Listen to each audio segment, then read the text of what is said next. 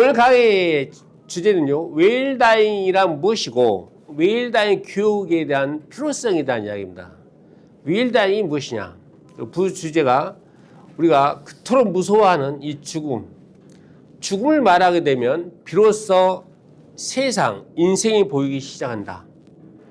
죽음을 직면을 배우기 전에는 막연하게 죽음이 들어왔고 또 이 세상, 삶이 무엇인지 몰랐는데 막상 죽음을 알고 나니까 삶이 보이더라. 마치 뭐라고 할까요? 밤하늘에 어둠이 없다면 별이 빛나지 않죠. 어둠을 보니까 저녁이 되니까 별이 보이는 거야. 그리고 달이 보이는 거야. 그리고 그늘이 있으니까 빛이 돋보이는 거야. 그래서 오늘 죽음을 통해서 삶을 배우는 시간을 갖는 것입니다. 죽음을 공부한다기보다 인생을 배우는 것입니다. 자, 그렇게 생각하시다면 여러분들이 오늘 수업이 재미있을 수가 있겠습니다. 아니, 몸 대피를 하다 보니까 아마 몸에서 열이 나보네. 하이데거 하면 독일의 유명한 철학자입니다. 이분이 이런 멋진 말을 했어. 죽음은 가장 고유한 가능성이다. 무엇 이렇게 어려운 말을 해갖고 네 쥐가 나게끔 만드냐 말이야. 내 말이 그 말이에요. 그럼에도 불구하고 나가 풀어서 설명해 줄게. 가장 고유하다. 이 말은 어느 누구도 나를 위해 대신 죽어줄 수 없다. 맞는 말이에요? 거기 끄덕이네. 오케이. 어느 누구도 내 대신 죽어줄 수 없다. 이것이 바로 하이데거가 이야기하는 죽음의 가장 고유한 가능성입니다. 두 번째, 죽음은 가장 확실하다. 가장 확실한 가능성이다. 이 말은 뭐 말까요? 가장 확실하다. 끝. 와, 역시 첨단이 정말 대단해요. 공기가 좋아서 그런가? 뇌에 산소와 포도당이 충분히 공급되는 지역이라고 생각을 합니다. 맞습니다. 어느 누구도 피해갈 수 없다. 반드시 죽는다. 우리 인간은 던져진 존재죠. 여러분, 우연히 태어나서 우연히 죽는 게 인간입니다. 여러분, 우원에서 태어난 사람 있어요? 없죠. 우원에서 죽는 사람 있습니까? 아, 있긴 있구나. 그거 있잖아요. 그거. 극단적인 그런 거. 어쨌든 간에 여러분은 원하지 않는 삶을 살게 되었죠. 태어났죠. 그런데도 반드시 여러분은 원하든 원하지 않든 반드시 죽는다. 그 다음에 이것. 죽음은 가장 불확실한 가능성이다. 불확실하다. 이 말로 표현해 볼까요? 알 수 없다. 죽음에 대해서 알 수 없는 세 가지.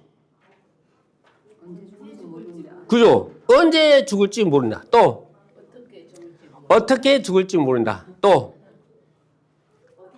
그렇죠. 어디서 죽을지 모른다. 언제, 어디서, 어떻게 죽을 줄 모른다. 이게 이 유명한 철학자 하이데거가 하는 말입니다. 여러분은 여러분의 심장 소리를 저 소리 말고 집중해 주세요. 강의에. 내 강의에 집중하면 저쪽에서 나는 소리가 안 들려야 해. 지금 여러분 나에게 온갖 정성과 사랑을 쏟아붓고 있지 않은 거예요. 지금. 아주 불량한 자세예요. 제대로 된 학생이라면 저쪽에서 폭탄이 터져도 못 느껴야 해.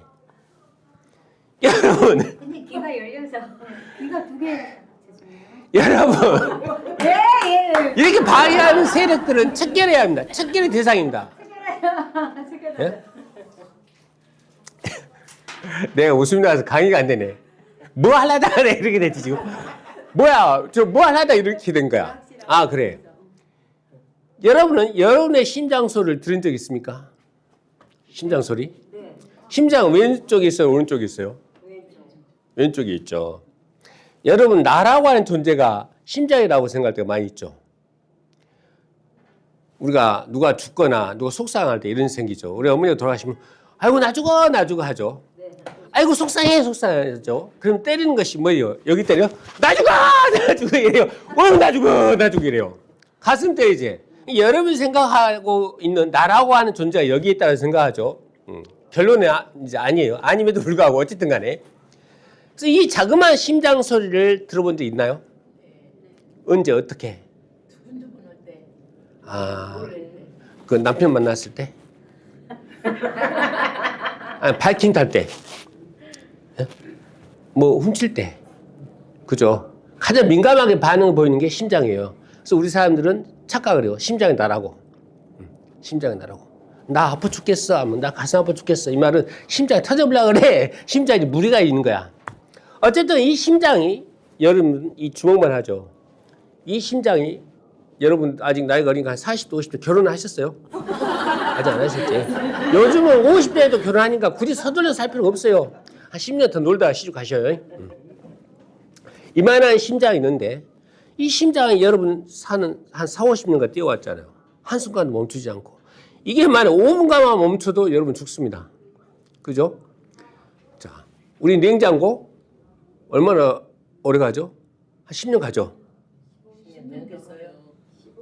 15년? 예. 그렇죠. 순간의 선택이 10년을 좌우하는데 잘못 선택하면 5년. 제대로 선택하면 15년. 세탁기도 마찬가지죠. 그 강력한 세부치로 만들어진 것도 기껏해야 10년, 15년인데 여러분이 부들부들한 이 심장은, 살로 된 이 심장, 이 조그만 심장은 온갖 시련과 역경을 견디면서 여러분의 이 지금까지 4, 50년을 버텨냈다는 거 아니겠습니까? 대단하지 않습니까? 근데 이 심장이 멈추는 날이 있어요. 항상 뛰면 얼마나 좋겠습니까? 심장 소리 한번 들어봅시다.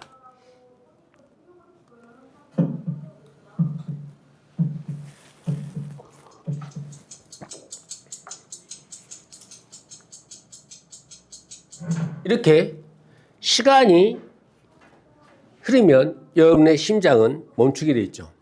심장이 멈추면서 여러분의 이 모든 세포가 멈추게끔 되어 있죠. 이거 영원히 될 것 같지만 이제 나이를 먹어가면서 한 60, 70, 80 되면 그래 이제 내 심장이 멈출 수도 있을 것 같다라는 생각이 들기 시작합니다. 젊었을 때는 그런 생각 전혀 안 하죠. 계속 될 것 같죠. 영원히.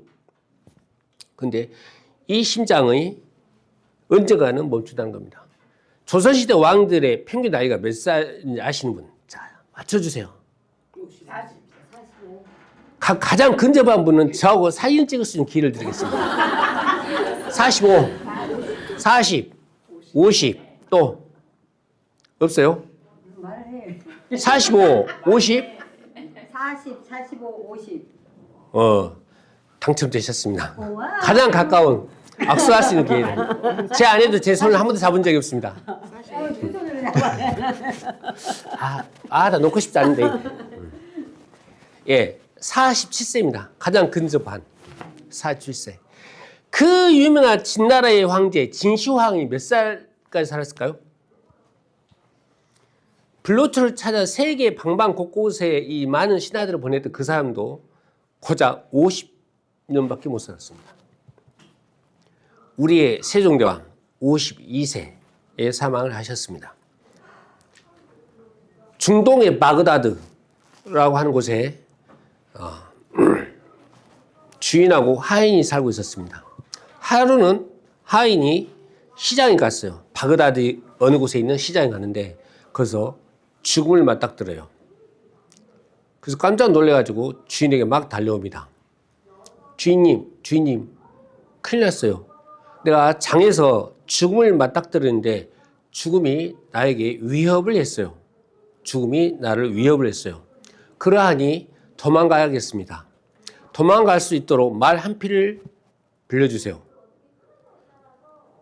그랬더니 그 주인이 말 한 피를 꺼내주면서 하는 말이 죽음이 너를 찾아올 수 없는 아주 먼 사마라라고 하는 곳으로 빨리 도망가라. 그리고 자신의 하인을 이렇게 보내고 그 주인이 시장으로 갑니다. 그리고 죽음을 만나요. 죽음에 가는 말이 당신은 왜 내 하인을 그렇게 위협을 했소? 라고 하니까 죽음이 하는 말. 나는 당신의 하인을 위협을 한 게 아니요. 난 오히려 당황을 했을 뿐이요. 당황. 위협을 한 게 아니라 당황을 했다 이 말이에요. 왜냐하면 나는 오늘 밤 당신의 하인을 사마라에서 만나기로 했는데 이곳 바그다드에서 봤기 때문에 당황할 수밖에 없었어. 죽음은 절대 피할 수 없다.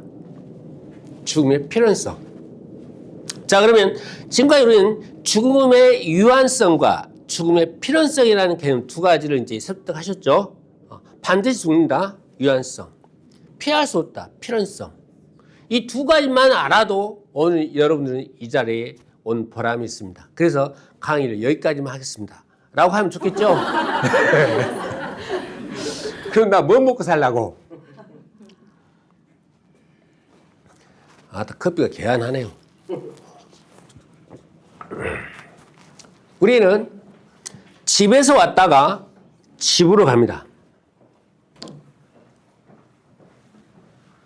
엄마의 뱃속, 이 자궁이라고 하는 집에서 무덤이라고 하는 집으로 가게끔 되어 있죠. 그리고 거의 대부분은 그런 생각을 안 해봤을 것인데요. 우리는 태어나면서부터 죽어갑니다. 우리의 세포는 태어나면서부터 세포가 생성되고 또 세포가 죽어가고 또 생성되고 또 죽어가고. 그런데 재미있는 건 세포, 염색체의 꼬리 부분에 텔로미어라고 하는 게 있어요. 텔로미어. 한번 세포가 분해를 할 때마다 텔로미어가 짧아져요. 그렇게 구성되어 있습니다. 근데 세포 한번 분해를 될 때만 그만큼 텔로미어가 짧아지는 거예요. 인생이 단축되는 거죠. 삶이. 여러분 예를 돕기 위해서 우리 여기 남성분들 다 자세요. 눈 감고 귀 닫고. 거기 어르신 아저씨 눈 감고 귀 닫으라고요. 눈 뜨면 안 됩니다. 그쪽도 옆에도.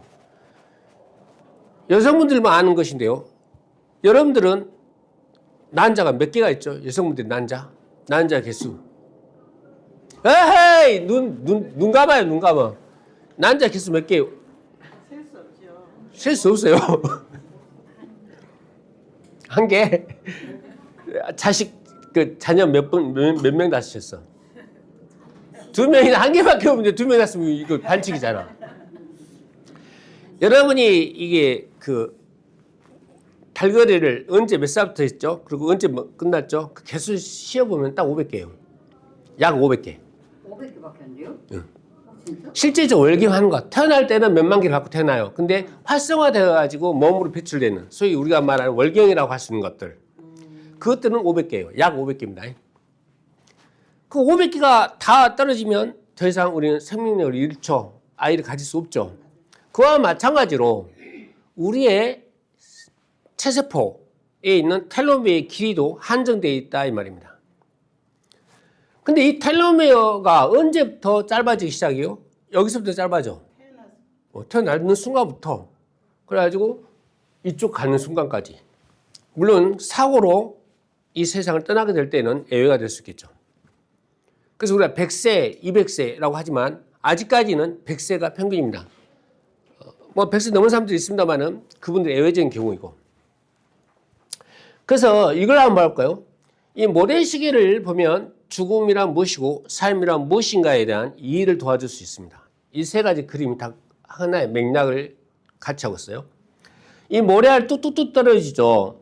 여기가 생의 부분, 여기가 사의 부분이요. 이 모래가 떨어지는 순간, 즉 삶이 시작하는 순간 죽음이 시작되는 거예요. 반창으로 이 모래가 다 떨어졌어. 곧 죽음이 딱 끝나면, 아니 생명이 딱 끝나면, 삶이 딱 끝나면 죽음도 딱 끝나. 이 이야기와 이 이야기를 통해서 우리는 뭘 알아요? 생과 사는 같이 시작해서 같이 끝난다. 또 다른 예를 들어서 이 새끼를 꽂는데 잘 보세요. 이 새끼는 두 가닥으로 꽂죠. 생과 사라고 하는 두 가닥의 지푸라기를 가지고 새끼를 꼬는 게 인생이다 라고 한다면 비유가 딱 좋은가요? 네. 좋죠? 예, 누가 한디? 내가 한디. 안 좋을 리가 없지. 그러면 이 시작을 할 때에 처음부터 끝까지 가늘게 꽈야 할까요? 두껍고 튼튼하게 해야 할까요? 두껍고 튼튼하게 새끼를 꽈야 하는데 대충 하늘이 무너지냐, 뭐 세월이 젖먹냐, 모래알을 싹 트냐, 막 이런 식으로 새끼를 꼬면 인생 쪽남은 거예요. 이건 새끼가 아니에요, 이건. 여러분의 삶도 마찬가지로 길고 두껍고 건강하게 살아야 한다 이 말입니다. 그래서 이제 우리는 이 세 가지 이야기를 통해서 생과 사는 결국은 하나다. 그러면 우리는 웰다잉 강의를 하잖아요. 웰다잉, 죽음에 대한 강의를 한다 이 말은 곧 삶을 강의한다 와 동일시될 수가 있다. 오늘 왠지 강의하고 싶지 않고 그냥 놀만 싶네요. 자, 왜 그럼 우리는 지금 웰다잉을 배워야 하느냐? 여러분도 잘 알다시피 대한민국은 2025년 올해 접어들어서 전체 인구 중에 65세가 되는 사람들이 20%를 뛰어넘었어요. 소위 말하는 초고령 사회가 된 겁니다.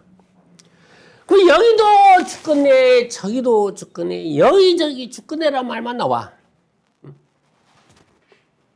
내가 나이를 먹다 보니까요. 한때 내 아내가 임신했을 때는 처음부터 임산부만 보이더라고. 내가 늙다 보니까 다 늙은이만 보여. 애기들이 안 보이고 임산부가 안 보여. 다 늙은이들만 보여. 그런데 인구 전체가 65세 20%가 넘으니 얼마나 많이 보이겠냐고. 그래서 나는 어린아이를 보는 날 나는 진짜 감사의 기도를 드립니다. 정말 오늘 정말 내가 뜻밖의 아주 어린아이를 보게 돼서 너무나 하루가 기뻤다라고 저녁에 감사 기도를 하고 감사 일기를 씁니다. 상황이 이렇게 됐습니다. 애기 있으면 감사하고 걔도 그죠? 네. 이러다 보니까 국민 전체가 불행한 삶을 살아가는 사람이 이렇게 많아졌다는 것을 의미해. 불행한 삶을 산다 이 말은 뭔 말이야? 목숨은 길어졌지만 삶의 질이 떨어졌다 이 말이야. 소위 말하는 무병이 아니라 유병수명, 병을 앓고서 살아가는 생명이 길어졌단 말입니다. 그리고 오래 살다 보니까 돈을 다 써버렸어. 내가 젊었을 때는 70살까지 쓸 수 있는 다 돈을 준비해놨는데 70 이상 살아버렸어. 저축에는 해놨던 돈이 다 받아남은 거야. 노인 빈곤율이 생길 수밖에 없어. 대한민국 1위 노인 빈곤. 노인 자살을 내가 정말 힘들어. 돈도 없지, 몸도 안 좋지, 마음도 안 좋지. 에라 모르겠다. 일찍 자살을 해보자. 해갖고 소위 말해 극단적인 그 이상한 짓을 해. 그래가지고 이것도 세계 1위야. 소위 말은 살아있는 게 아니야. 내가 살아있다는 것은 말은 심폐소생술이 살아있다는 걸 말하고 내가 살아있다는 것은 인공호흡기가 살아있다는 걸 말해. 내가 살아있다는 것은 혈액투석기가 돌아간다는 걸 말하고 결국 인간의 죽음이 아니고 뭐의 죽음이 되어본 거야? 기계의 죽음이 되어본 거예요. 기계의 죽음이. 또 하나 우리 한국 사회는 요즘은 그래도 많이 좋아졌어요. 제 웰다잉 강의를 한답시고 저 시골에 가잖아요. 시골 같은 데 가면 어르신들이 화내고 가버려요. 뭔 죽음이냐. 할 얘기 좋은 이야기 많은데 왜 죽음 이야기를 하냐. 우리 이렇게 죽음을 갖다 회피하고 두려움의 대상으로 생각합니다. 이런 문화가 우리 한국인은 자리 잡고 있죠. 그래서 심지어는 죽음에 대한 이야기는커녕 위헌장 쓰는 것도 꺼려요. 부모와 자식 간에. 또는 상속 문제도 꺼려요. 안 죽고 싶어. 부모는 부모대로 말하기 꺼렵고 자식은 자식대로 말하기가 꺼려워. 여러분, 이 지구 위에 현재 약 82억의 인구가 있습니다. 여러분의 삶은 그 82억의 인구와 그 이전에 지구에 인간이 존재하고 난 다음부터 그리고 미래에 존재할 인간까지 싹 포함해서 그 수없이 많은 어느 인간도 여러분과 똑같은 삶을 살아갈 수가 없습니다. 그러죠? 코로 이 세상 딱 하나밖에 없는 삶이기 때문에 죽음도 이 세상 딱 하나밖에 없는 죽음이 되는 겁니다. 그래서 나의 죽음은 오직 나만의 몫이다.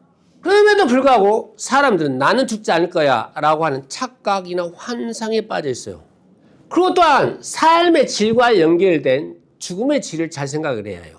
삶과 죽음은 뗄래야 뗄 수 없는 쫀득쫀득하고 찐득찐득한 게요. 다시 한번 시작. 쫀득쫀득하고 찐득찐득한 게요. 자, 나는 어떻게 죽을 것인가를 고민한다. 어떻게 죽을 것인가 고민한다. 죽으면 삶을 했어. 그러면 죽을 것인가를 갖다 살 것인가를 생각해봐. 나는 어떻게 살 것인가를 고민하게 된다 이겁니다. 어떻게 죽을 것인가는 어떻게 살 것인가와 맞물려 돌아간다는 것입니다. 어떻게 살아야 하는가가 비로소 드러난다. 이 말은 반대로 어떻게 죽을 것인가가 비로소 드러난다. 그리고 자기 결정권의 실현이 또한 중요합니다. 여러분, 연명의료라는 거 아시잖아요. 이따 그 영상 나오겠습니다만은 연명의료 여부, 내가 연명을 할 것인지 말 것인지를 내가 결정해야 할 것인데 내가 결정하지 못해. 나는 그냥 고통을 죽고 싶어. 근데 내가 의식을 잃어버렸어. 근데 내가 만약에 건강했을 때라면 난 연명 치료를 받지 않았을 것이야. 근데 연명의료를 받지 않겠다라고 하는 서약서를 안 썼던 이유로 내 자식들이 죽어가는 나를 살려버려. 내 자식들이 우리 어머니 아버지가 그냥 돌아가시게끔 내버려둘 수 없다 해갖고 어떻게 해요? 연명을 시켜보잖아요. 난 죽고 싶은데 나 죽으려고 마음먹고 죽었으면 좋겠다 해갖고 수민이 갈까 말까 올까 말까 하는데 갑자기 막 심폐소생술 해버려. 그러면 심장이 다 뽀개져 버리고 막 갈비가 쪼개져 버리고 피가 막 질질 흘려버리고. 그러니까 죽음에 대한 결정권은 내가 가지고 있어야 하는데 내 자식들이 가지고 있어. 연명 저 치료 거부 한 사람 되면 그러면 그 시기에 그냥 그대로 놔두고 그대로 가게끔 해줘요. 그러죠. 좀 있다가 그 시기에 가도록 해줘 이 말은 죽여줘요 이 말인데. 와 세상 사람은 살인범을 만들어보려고요. 가제. 그것은 나중에 내년에 가르쳐줄게. 아니면 내년에 못 가르쳐주면 다음 생에나 내가 가르쳐줄게요. 그래서 장례 방식도 마찬가지요. 왜 대한민국에 있는 장례식장 다 똑같냐고요. 그죠? 나는 장례식장을 갖다가 이렇게 똑같게 하고 싶지 않아. 나는 춤추는 분위기. 그럼 내 친구들이면 내가 살아있을 때 영상 자서전 좀 틀어주고 싶어. 내가 살았을 때 찍어놓은 사진들을 갖다가 딱 앨범을 전시해놓고 싶어. 근데 내가 죽었는데 내 친구들 왔어. 근데 내 친구들은 나를 보러 왔는데 죽어버린 나는 내 친구들 만날 수 없어. 내 친구도 내 얼굴을 볼 수 없어. 그럼 나는 나를 위해서 조문을 놓은 사람들에게 내가 메시지를 남기고 싶다면 죽기 전에 여러분 안녕하십니까? 내 죽음을 축하하러 와주신 여러분께 진심으로 감사의 말씀을 드립니다. 이 메시지를 남긴다면 얼마나 좋겠습니까? 그렇지 않아. 모든 장례식장이 다 똑같은 방법으로 장례식을 어떻게 칠 것인가? 또 유언장을 어떻게 쓸 것인가? 상속을 어떻게 할 것인가? 내가 결정해야 하는데 죽고 난 다음에 국가 다 알아서 해주니까 상속, 뭔 상속? 국가 다 알아서 해줘. 그리고 그래 죽어버려. 그러면 안 된다는 말입니다. 그 다음 가족에 남기는 실질적인 유산.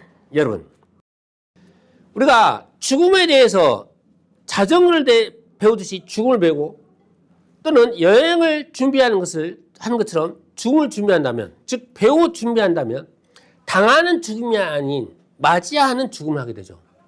근데 많은 사람들이 한순간에 당해버려. 왜 나 이렇게 죽고 싶지 않아 죽어버렸어요. 와갖고 천당에 가갖고 말해봐 뭐하냐고. 나 이렇게 죽고 싶지 않았어. 다시 돌아갈래. 빠꾸 다시 빠꾸 할래. 해봐야 뭔 필요 있냐고요. 빠꾸가 안 돼. 인생은 빠꾸가 없어요.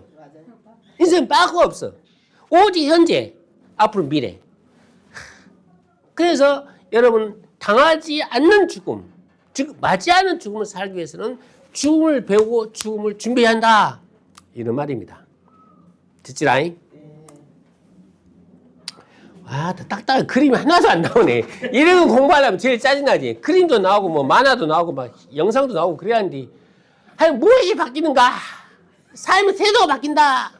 옛날에는 대충 뭐 세월이 좀 먹냐 모래알 싹 트냐 막 그저 그렇게 살아가자. 세월아 내월아 하면서 그렇게 살았는데 그렇게 안 돼 이제.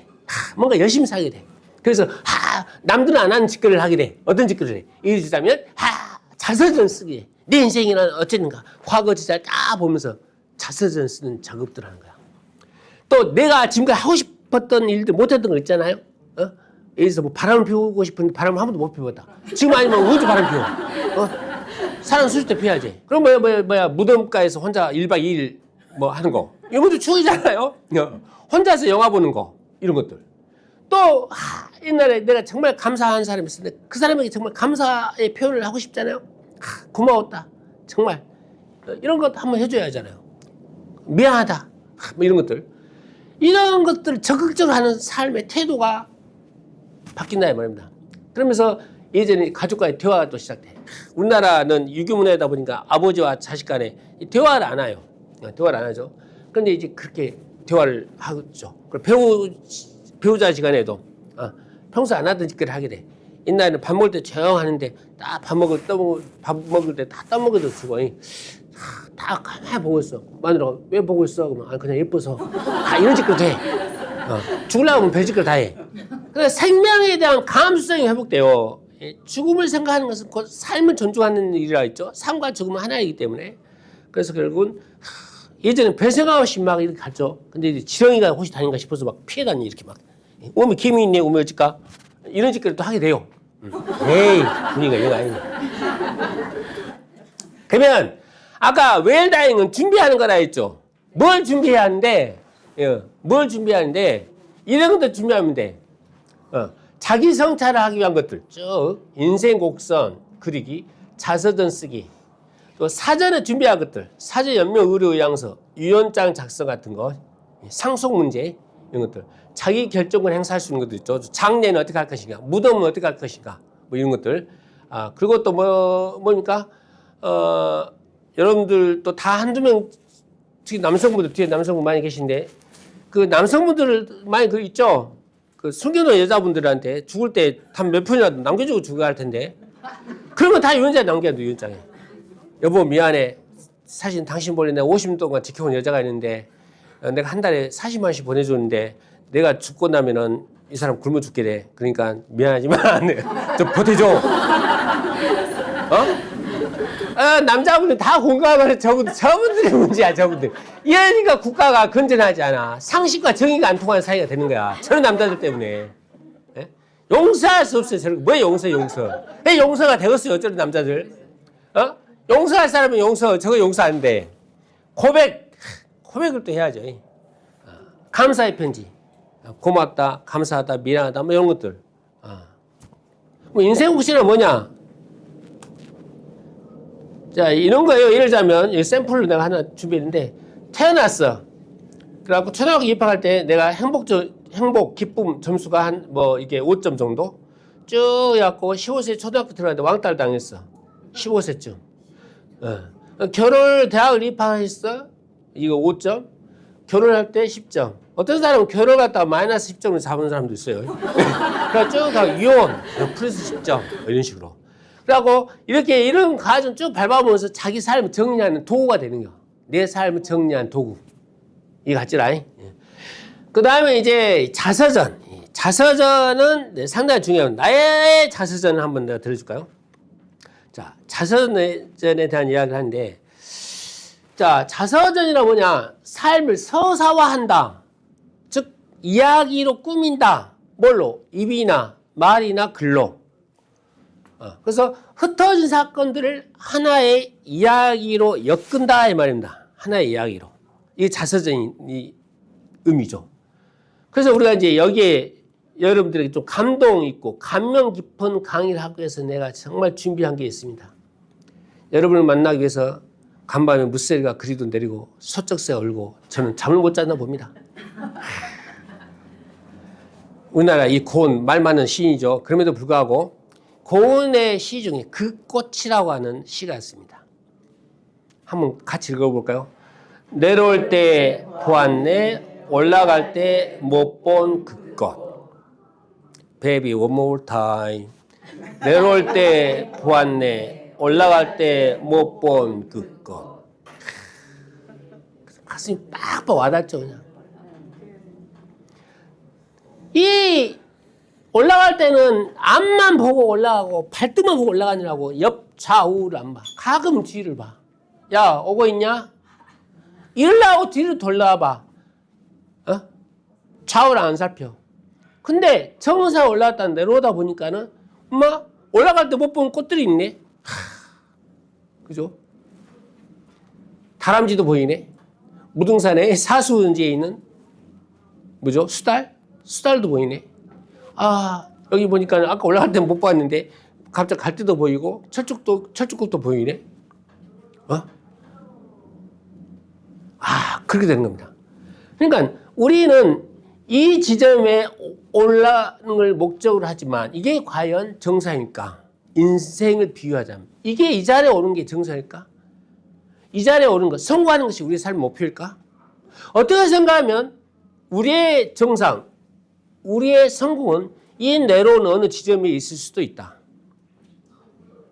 왜? 올라갔다 내려오는 것이 하나의 인생인데 성공이 있고 이 자리가 성공이겠느냐.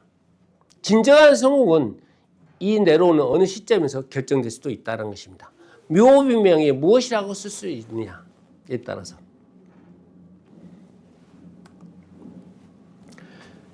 자, 흩어진 사건들을 하나의 이야기로 엮는 것이 우리는 자서전이라고 했지 않습니까? 자, 우리의 인생은 이렇게 천조각, 여러 개의 천조각을 하나의 여러분의 추억, 사건, 기억, 아픔, 슬픔, 희노, 애락, 기쁨, 좌절, 절망, 실패 여러 개의 조각들로 구성되어 있죠. 이 조각들을 그냥 내버려 두면 아무런 의미가 없죠. 이것들을 다 찾아내서 이름을 붙이고 의미를 부여하고 짜깁기를 하고 꿰매는 노력을 통해서 하나의 완성된 옷으로 만들어내는 것이 바로 자서전이다. 그랬을 때 이 자서전이 완성될 때 여러분의 인생도 이렇게 완성된다는 겁니다. 다른 예를 들어볼까요? 제가 가르치는 일만 30년을 해왔기 때문에 영혼과 여러 가지 방법을 다 생각합니다.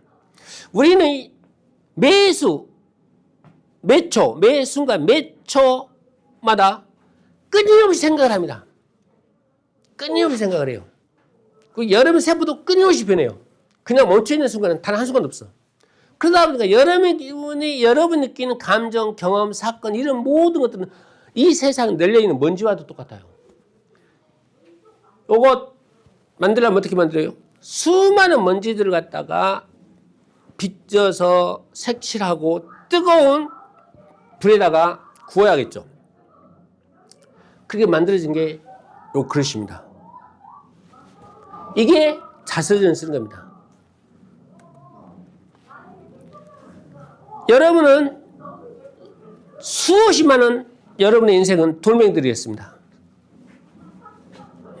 여러분이 겪었던 모든 경험들, 모든 사건들, 모든 추억들이 다 의미 없는 돌멩이들로 흩어져 있었어요. 근데 그 돌멩이들을 찾아가지고 닦고 씻고 해서 이름을 붙이고 의미를 부여합니다. 내가 그의 이름을 불러주기 전에는 그는 하나의 몸짓에 지나지 않았다. 내가 그의 이름을 불러주었을 때 그는 비로소 여기 와서 꽃이 되었다.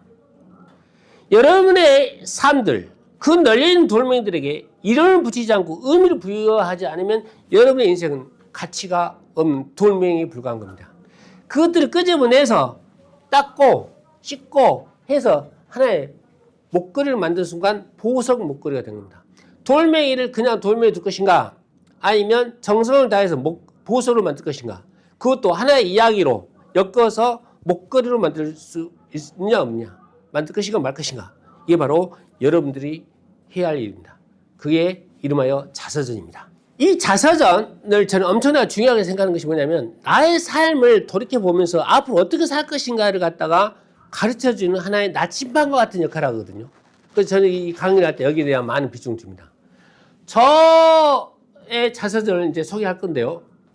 가장 중요한 비밀스러운 이야기는 공개하지 않습니다. 왜냐하면 제 아내가 언제 들어올지 모르거든요. 자, 저는 전라남도 보성군 복내면 동교를 19,1169번지에서 태어났습니다. 3살 때 아버지가 돌아가셨어. 우리 아버지 술병으로. 말 없는 이별입니다. 나한테 영선아 나 죽는다 라도 말도 없이 혼자서 그냥 죽어버렸어. 그리고 나한테 알리지도 않고 죽어버렸으니까 말 없는 이별이야. 이것이 나에게 의미하는 뭐는 뭐냐, 내가 원하지 않았을 가난과 시련이 시작됐어요. 내가 원하지 않았어요. 아까 내가 했죠. 우리 인간은 우연히 태어났다. 우리 인간은 내던져졌다. 그럼 진짜 이런 상태에 내던져 접은 거야, 내 삶이. 그 다음에 10살 때 이제 가난하니까 우리 엄마가 쌀 장사해갖고 육남을 키우는데 저 같은 경우는 10살 때 이제 초등학교 입학했어. 늦게 열린 문. 빨리빨리 진짜 뺄게요. 근데 이게 의미하는 뭐냐? 내 모든 것은 늦춘 사건이었어. 이 처음에 2년, 이 짧은 간격인데 살다 보니 이게 벌어진 거야. 그래서 누구는 대통령, 이재명이가 대통령이고 나는 여기 와서 이런 강의하고 있고. 인생 배려본 거죠, 이거. 배려본 거 아니야. 동생, 좋은데 씻고 가서. 예. 남자 필요하면 얘기해, 내가. 그리고 나면 1980년 5월 항쟁이 일어나기 그 직전, 내 나이 16살. 여러분, 내 나이 이제 몇 살이 나오지? 1980년 5월 광주항쟁이 일어나기 바로 며칠 전, 광주 상고와 광주 1고, 선동열 선수가 그 당시에 광주 1고 이거였어. 출세했어. 3학년, 선동열 3학년. 그때 그 전국 대통령배 고기 야구 정탈전이 있었어. 오! 아이고, 동생! 고기와는 다르게 좀, 엄청 젊어 보인다. 그렇게 안 봤는데. 고교야구 얼마나 재밌었는데. 프로야구 따라가. 그때 후배 뉴스라고 TV를 보는데, 갑자기, 흑백 TV였죠? 형 아버지 어디 있어? 한 번도 못 봤어. 야, 이 새끼야, 너만 못 본 게 아니라 나도 못 봤다. 아니, 나는 근데 이제 좀 늦은 생각이 좀 부족이 있나? 나는 그때까지 그 사건이 있기 전까지는 이 세상에 아버지라는 존재가 있는지를 못 느꼈어. 그래요? 여자와 남자를 구별을 안 했어. 엄마, 아빠를 구별을 안 했어. 그런 존재를 구별하지 않고 살았어. 근데 갑자기 이 후배님한테 물어보니까 얼굴 빨개지면서 눈이 충혈되면서 막 땀이 질질 나. 그러면서 막 눈물이 나오는 거야. 얼굴 숨기느라고 엄청 힘들었는데 후배들이 두 놈 있었는데 그때 나 이제 느낀 거야. 나에겐 아버지 없구나.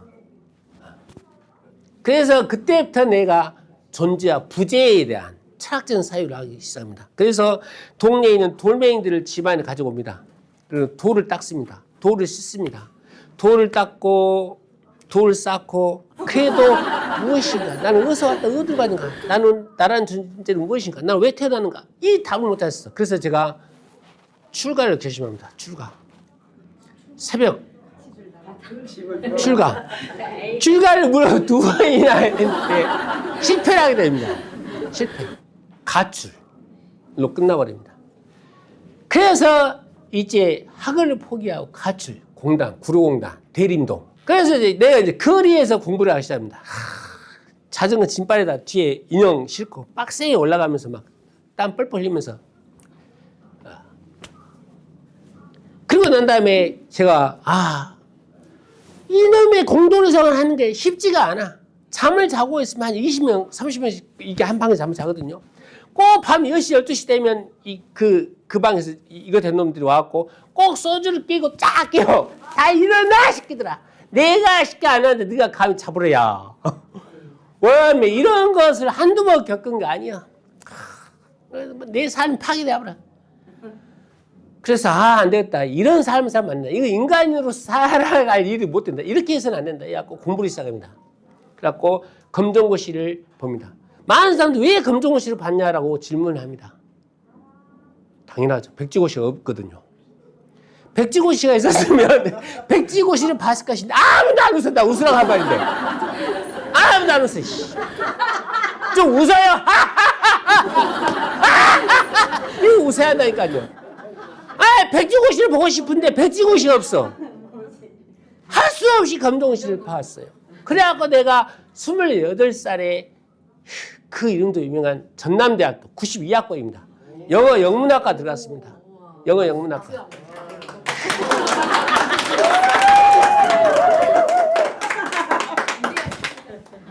그래갖고 나의 인생이 펴지기 시작합니다. 즐거운 인생, 아모르 파티. 까르페 디엠의 인생을 팍팍 살게 되는 것입니다. 그런데 막 들어가고 힘들었어요. 너무나 고통스러웠어. 왜? 내가 원하는 대학이 아니었거든. 그래갖고 술만 마시면 막 땅바닥 치고 막 지구를 내 던져버리겠다. 자고 일어나면 술에서 깨면 손바닥에 멍이 들어있어. 그까지도 괜찮아요. 가끔씩 전부도 위에서 내가 잠이 깨어날 때가 있어. 이것도 웃으라고 한 말인데 아무도 안 웃어. 안 웃어요. 저기도에서 잤다가. 깨어나니까 전부도 붙잡고 깨어난다니까. 그래갖고 36살에 이제 결혼을 하게 됩니다. 결혼을 하게 돼. 정말 늦었고. 늦게 핀 연꽃. 내 아내는 아마 자기가 내 첫사랑이자 마지막 사랑이라고 착각할 것이야. 여러분 생각해봐. 이 얼굴 그냥 내버려 뒀겠어? 어? 여러분이라면 나 그냥 뒀겠냐고. 그냥 내버려 두지 않았겠지? 반드시 어떻게 잡아들어 그랬겠지? 이것도 편집이야. 그래서 이거 됐어요. 이거 됐어요. 그 다음에 이제 뭐 학원생활, 학원원장. 내 학원원장, 유명한 학원, 김영선 학원 쳐봐요. 한 15년 전, 10년 전까지만 해도 이 봉선동 여우 탑 강사였어. 저 유네스코에 등재할 뿐인데요. 천연 기념물인데요. 저보다 한 살 어리대요. 그리고 보여요. 이제 고등학생, 중고등학생이나. 이따 제 명함 드릴게요.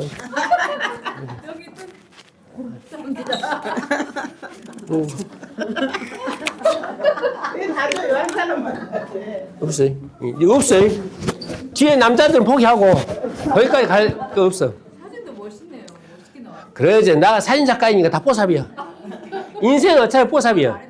그래서 이제 영상 자서전을 이렇게 딱 만들었어. 자, 내가 이거 이거 하고자 하는 것은 자서전이 갖는 의미, 그리고 이렇게 쉽게 자서전을 만들 수 있다. 꼭 책으로 쓸 필요도 없다. 이러한 것들을 갖다가 어디에 만약 책으로 쓴다고 해봐요. 장시장 왔어. 그 두꺼운 200페이지 되는 책을 어디 다 읽어. 읽으려면 전문기 주셔야 해. 그럼 3일장 하면 안 돼. 5일장, 10일장, 100일장이야 해. 그죠? 이거 하면 들어오는데 딱 상품 와, 이게 잘생겼다. 저때 좋았어야, 영선아, 저 새끼. 뭐 이런 식으로. 제가 친하게 말씀드려야겠는데, 친구들이 딱 그런 거 얼마나 좋냐고요. 좀 바꿔봅시다, 장래 문화. 제발. 여러분의 자기 결정권으로. 자, 자전거가 보이고, 여행 가방 보이는데, 내 강의를 오늘 잘 들은 학생들은 이 사진 한 장만 보고도 무슨 이야기를 할 것인가를 미루어 짐작할 수가 있습니다. 자, 학생이 여러분, 질문 나갑니다. 이 그림을 놓고 내가 어떤 말을 할 것 같습니까? 가출. 오! 가출하는데 자전거를 타고 가출합니까? 에? 어? 생을 마감할 준비. 오, 굿. 좋아요. 또 짊어지고 하는 삶. 짊어지고 있는 삶. 이거 끌고 가는 건데 밖에 갈 수 없니? 또 여행 가서 마무리. 오케이. 다 이제 감은 잡았죠? 피할 수 없는 죽음. 배우고 주면 자전거를 타듯이 죽음을 배우고 여행을 떠나듯이 죽음을 준비한다면 당하는 죽음이 아니라 뭐다? 맞이하는 죽음을 살게 된다. 이 그림 한 장에 너무나 함축적인 것들이 이렇게 담아져 있습니다. 어제는 역사이다. Yesterday is a history. 그리고 내일은 tomorrow is a mystery. 미스테리다. 내일은 미스테리다. 그런데 중요한 건 today is a gift. 오늘은 선물이다. 선물을 gift라는 단어 말고 가르치는 습성이 있어가지고 선물을 gift, gift 말고 다른 단어 P로 시작하는 단어가 있어요. present. 우수한 학생들이 다 옛날 김영사하고 다녔지? 네. 어디 우남도 다녔어요? 봉순도 다녔어요? 거기서 안 살아. 알고만 있었다. 김영선하고 다니는 사람들은 다 알아. present. 친구가. 그랬구나. 이 present, 이 gift라는 말고 present라는 단어가 있거든요. 이 present 뜻이 뭔지 현재라는 뜻도 있고 선물이라는 뜻도 있어. 그래서 지금은 선물이다를 어떻게 할까요? present is a present. 재밌죠? 지금이 선물이다. Today is a gift를 갖다 이렇게 바꿀 수 있어요. 그래서 선물, 이 프레젠트가 왜 선물이라는 뜻이다. 현재가 선물이기 때문에 5원이 거기서 나왔다고. 즐겨라는 겁니다. 현재에 집중하라. 오늘 죽음을 강의한 이유가 뭐냐면 죽음을 생각한다 라는 말은 과거에 대한 후회를 떨쳐버리고 미래에 대한 불안을 떨쳐버리고 오직 지금 이 순간 이 삶에 충실하라. 이게 웰다인 강의의 목표이기도 합니다.